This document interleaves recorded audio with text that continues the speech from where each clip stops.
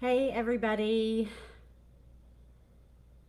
we're having some technical difficulties today, so I had a false start. I am back on now. Welcome. Today is Trauma Talk in 10, and today is week 2 of my 3-part series. Last week I talked about comparative suffering, and this week I'm going to be talking about thinking more and feeling less as a barrier.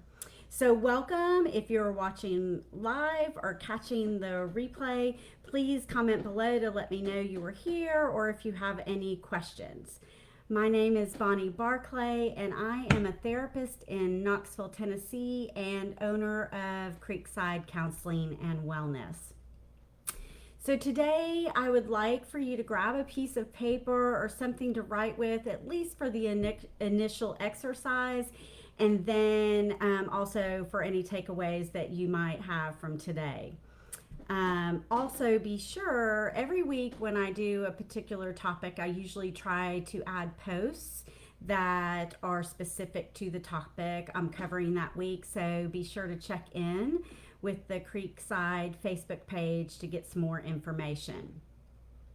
So, the first thing I want to do today is just read a quote to you as we start unpacking this today. And I would like you to just write down the good, bad, ugly in terms of your reaction, positive or negative, to the quote I'm going to read. So, the quote is, "Get out of your head and get into your heart. Think less, feel more." So just take a second and I want you to write down whatever reaction you had to that quote.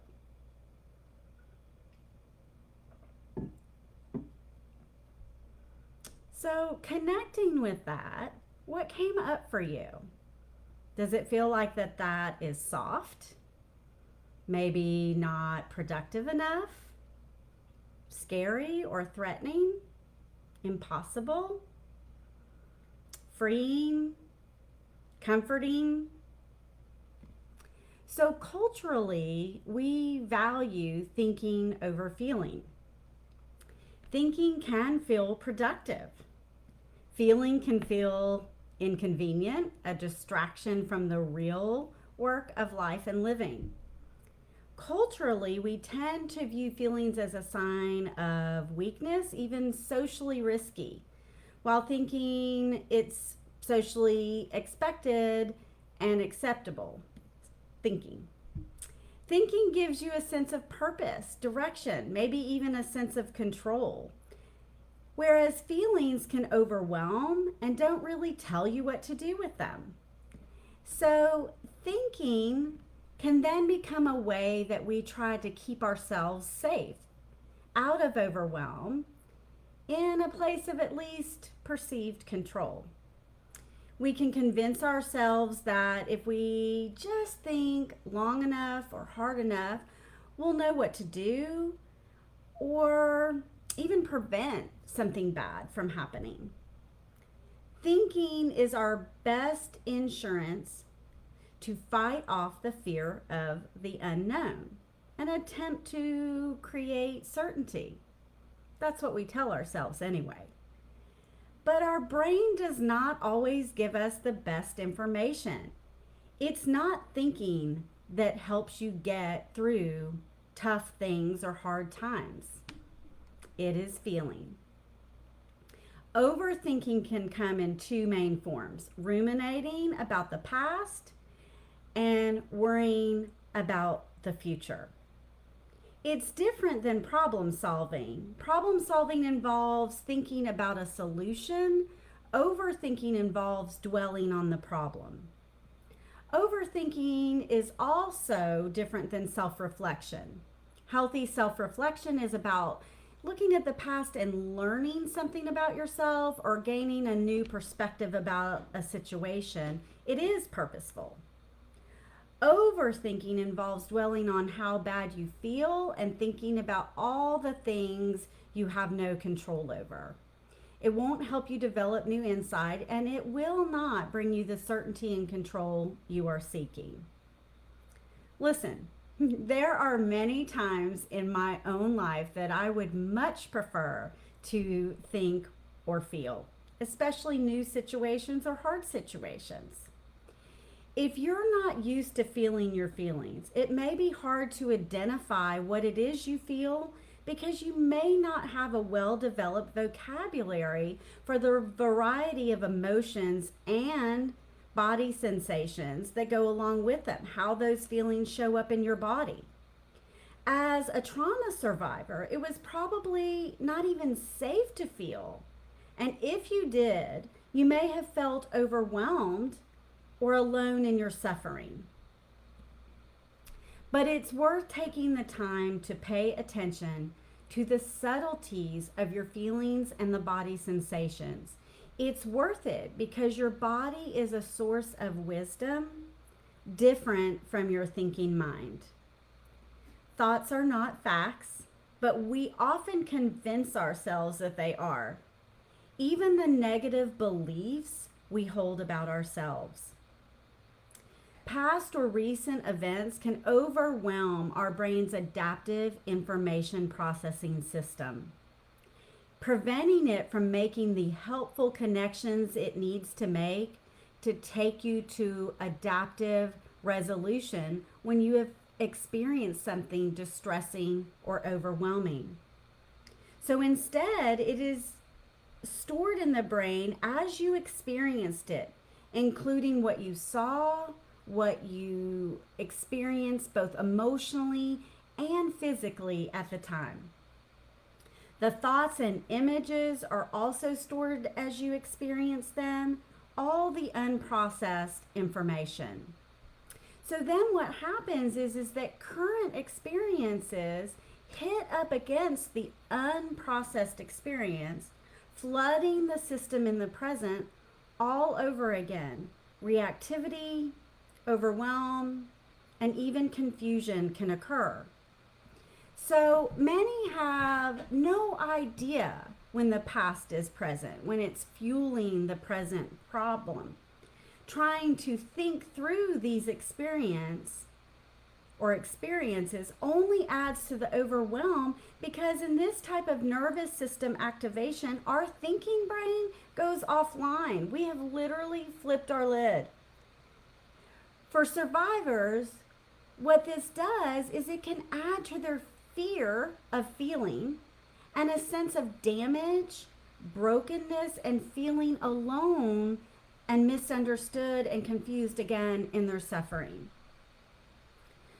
When you feel your feelings, you must do so in and throughout your body.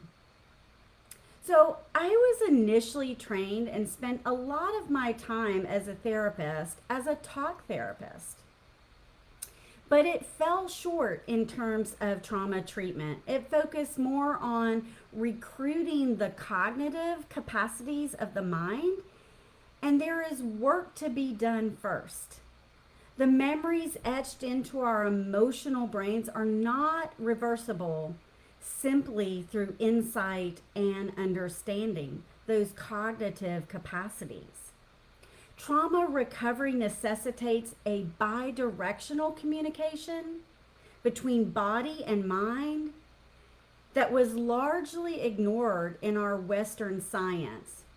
There's been a shift, and that's really exciting. This shift in the approach to treatment has been life-changing, both on the part of treatment providers and those in recovery. EMDR, eye movement desensitization and reprocessing, is a therapy that it was a game changer, is a game changer for me as a provider. Bessel A. van der Kolk, who wrote The Body Keeps the Score, it challenged the recovery system. It really was groundbreaking to get the recovery providers and the whole system to really look at the mind-body approach.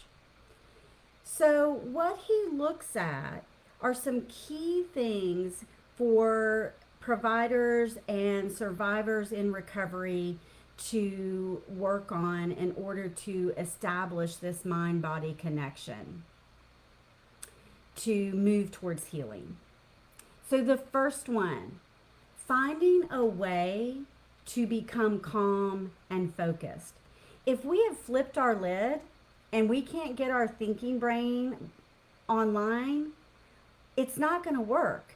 So we have to calm that nervous system activation first.